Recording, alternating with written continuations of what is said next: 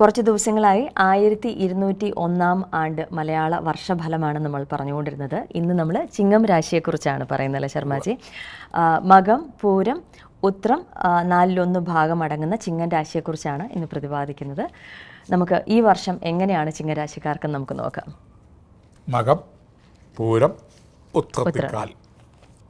ഉത്രത്തിക്കാൽ എന്നാണ് 4/1 പറയുന്നത്. ഉത്രമുക്കാലും ഉത്രത്തിക്കാലും അത് രണ്ട് തരത്തിലുള്ള ഈ കാലും മുക്കാൽ ഭാഗത്തും രണ്ട് അനുഭവം വ്യത്യസ്തമായ അതൊക്കെ വരും എപ്പിസോഡുകളിൽ പറയാം.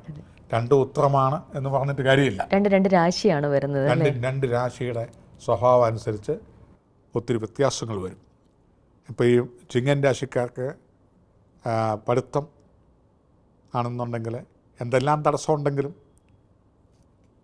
എന്തെല്ലാം ബുദ്ധിമുട്ടുകളുണ്ടെങ്കിലും ആരോഗ്യ പ്രശ്നങ്ങളോ സാമ്പത്തിക പ്രശ്നങ്ങളോ ദൂരപ്രശ്നങ്ങളോ കുടുംബ പ്രശ്നങ്ങളോ ഒക്കെ ഉണ്ടെങ്കിലും അവയെല്ലാം തരണം ചെയ്ത് നല്ല മാർക്കോടുകൂടി ഉന്നത വിദ്യാഭ്യാസത്തോടു കൂടി വരുന്ന ജൂൺ വരെ വിദ്യാഭ്യാസത്തിൽ ഉന്നതിയും ഉദ്യോഗാർത്ഥികൾക്ക് പുതിയ ഉദ്യോഗം കിട്ടാനും ഉദ്യോഗത്തിലിരിക്കുന്നവർക്ക് പ്രമോഷനോ ഏറെക്കുറെ സംതൃപ്തകരം എന്ന് പൂർണ്ണമായി പറയാൻ നിവൃത്തിയില്ല.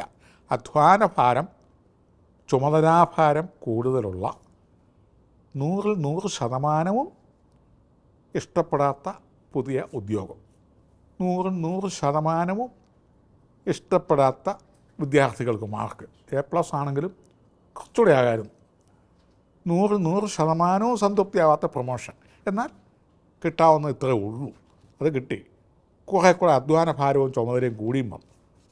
ആട്ടെ, എന്നാലും കിട്ടാവുന്ന പുതിയ ഉദ്യോഗം ഇതൊക്കെ കിട്ടേണ്ട സാഹചര്യങ്ങളാണ്. കിടപ്പാടം ഇല്ലാത്തവർക്ക് കിടപ്പാടം, വസ്തു, വീട്, വാഹനം, വേഷഭൂഷണാദികൾ, ഏത് തൊഴിൽ രംഗത്തേക്കും കടന്നു വരാനുള്ള ആ പ്രായോഗിക ബുദ്ധിയും അവസരവും അതുപോലെ തന്നെ അതിനുള്ള സാഹചര്യവും വരുന്ന മെയ് ജൂൺ വരെ ഈ നക്ഷത്രക്കാർക്കുണ്ടാവും. എന്നാൽ ഏതാണ്ടൊരു ജൂൺ മാസം മുതൽ സ്ത്രീകളാൽ ആരോപണം, കുടുംബ ഭാര്യാഭർത്താക്കന്മാർ തമ്മിൽ വിവാഹിതരാണെങ്കിൽ കലഹവിരഹങ്ങൾ, അസംതൃപ്തങ്ങൾ കുടുംബക്കാർ തങ്ങളിൽ, പ്രേമം, സല്ലാപം, ശൃംഗാരം എന്നിവ മുഖാന്തരം എളിഭ്യത. സ്ത്രീക്കായാലും പുരുഷനായിരുന്നാലും പ്രേമം, സല്ലാപം, ശൃംഗാരം, മറ്റ് കുസൃതികൾ ഇവ മൂലം ദുഷ്പേരോ അപമാനമോ എളിഭ്യതയോ ധനനഷ്ടമോ മാനഹാനിയോ ഒക്കെ ഉണ്ടാകാനുള്ള ചെറിയ സാധ്യതകൾ. ചില മാനസിക പിരിമുറുക്കങ്ങളൊക്കെ ഉണ്ടാവും. ടെൻഷൻ, വയറ്റിന് അസുഖങ്ങൾ, ഇതിനുള്ള ലോങ് ട്രീറ്റ്മെൻറ്റുകളിലേക്ക് കിടക്കത്തക്ക സാഹചര്യങ്ങൾ.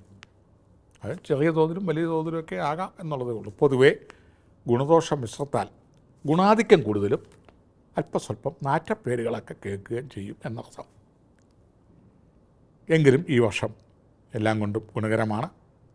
ബിസിനസ്സോ പുതിയ ജോലിക്കോ ശ്രമിക്കുന്നവർക്ക് ആ കാര്യം വൈകിയ വേളയിലാണെങ്കിലും നടക്കും. പ്രമോഷൻ സാധ്യതയുണ്ട്.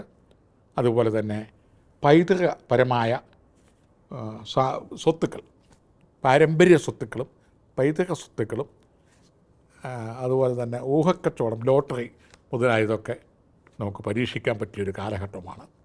പ്രൈസ് അടിക്കും. അത് ഫസ്റ്റ് പ്രൈസ് തന്നെ അടിക്കണം എന്നില്ല, സെക്കൻഡായാലും മതി.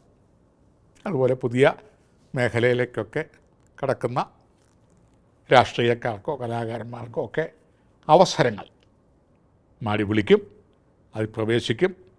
പൂർണ്ണമായിട്ടതിൽ വിജയിക്കാൻ സാധിക്കുന്നില്ലെങ്കിലും ശ്രദ്ധേയമാവും. ചെയ്യേണ്ടത് ശനിപ്രീതിയാണ് ചെയ്യേണ്ടത്. ശിവങ്കൽ ധാര നടത്തുക. അതായത് പഞ്ചബ്രഹ്മം കൊണ്ട് ശിവങ്കൽ ധാര നടത്തിക്കഴിഞ്ഞാൽ ഇതിൻ്റെ കാഠിന്യങ്ങൾ കുറഞ്ഞു കിട്ടുന്നതാണ്. ശനിയാഴ്ച ഒരിക്കൽ ദാനധർമ്മങ്ങൾ ഇപ്രകാരമൊക്കെ ചെയ്യാം.